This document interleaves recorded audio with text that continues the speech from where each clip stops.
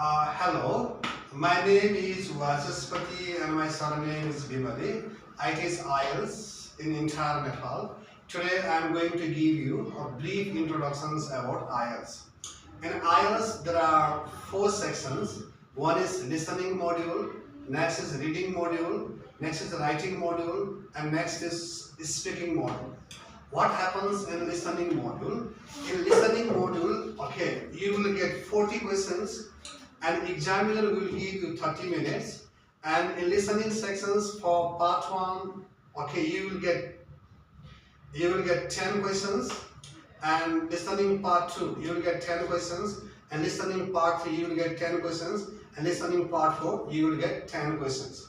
And what's the purpose of conducting a listening exam? So here, okay, examiner will try to understand whether you can understand English which is spoken by native English speaker, whether you can understand the accent or not. Okay, so listening is very easy in IELTS module. In listening, they will give you 40 questions, okay, and there will be 4 sections: listening part 1, part 2, part 3, and part 4. Okay, next is called what?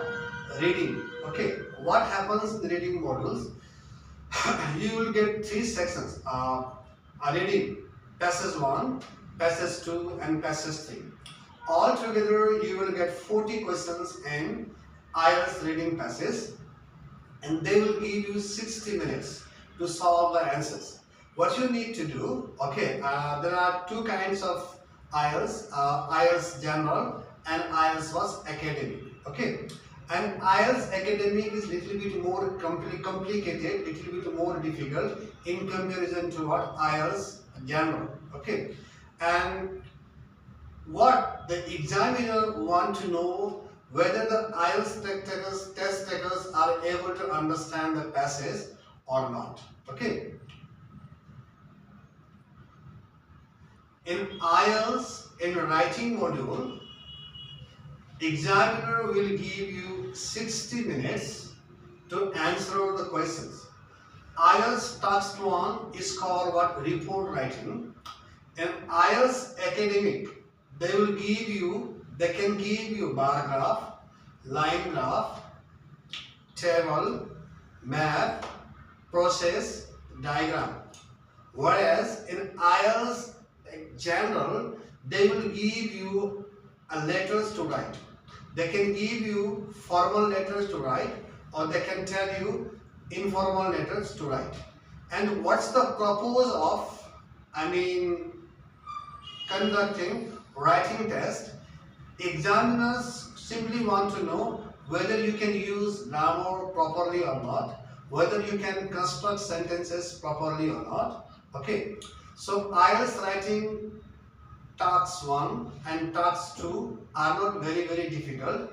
In IELTS writing task 1, they will give you score. They will give you pie chart, line graph. They can give you pie chart also, line graph also, table also, map also. Okay, and they will give, okay, you need to allocate time for yourself. You need to invest 20 minutes for writing IELTS writing task 1. Okay, that is report writing. You should invest 20 minutes only. After that, you will have to spend nearly 40 minutes for writing task 2. Because writing task 2, it carries 6 marks, whereas IELTS writing task 1, it carries only 3 marks only. Okay. So next is what? Speaking module. What happens in speaking module? Okay, IELTS examiner will give you 11 to 14 minutes, but this time can be expanded if IELTS test takers are able to give extended and what? Long answers. Okay, so what happens in IELTS speaking part 1? IELTS speaking part 1 is called what? Introductions and interview.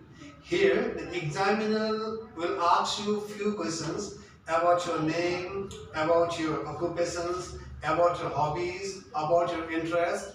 Okay, And IELTS speaking part 2 is called what? A long-term cue card.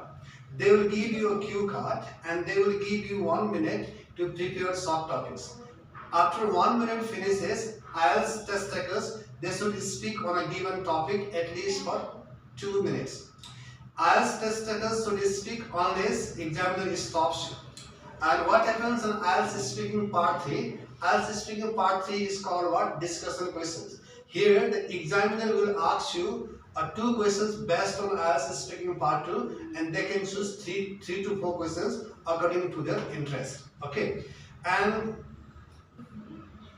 now let me tell you and why is IELTS so popular in the entire world. Okay. So let me tell you, there are more than 11,000 institutions, okay, which accept IELTS score. The popularity of IELTS is in ascending or is going up and up, up and up. More than 140 countries accept IELTS score very enthusiastically. Okay. There are more than 11,000 institutions which accept IELTS score, and there are more than 140 countries, okay, which accept IELTS score. Okay, and why do students take IELTS exam? Okay, students take IELTS for different purposes. For example, if some workers want to work in English speaking countries like Australia, Canada, UK, okay, they need to crack IELTS. So IELTS score proves whether they can speak English extremely well or not. If they have scored more than 8 or 8.5, it means they are fluent English speakers. Okay, so IELTS is taken by those students, especially from Nepal, India, and Pakistan, who want to work in English-speaking country, and the students who want to admit themselves in English-speaking countries as a student. Okay.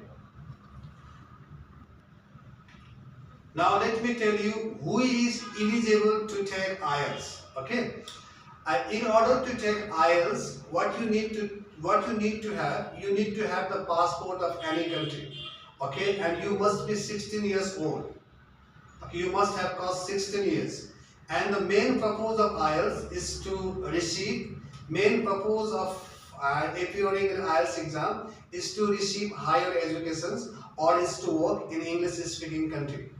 Okay, and there is no strict prerequisites to take IELTS. Anyone who wishes to improve their IELTS speaking test, English speaking test, they can take the exam. Whether they want to go to English speaking country or not, it doesn't matter.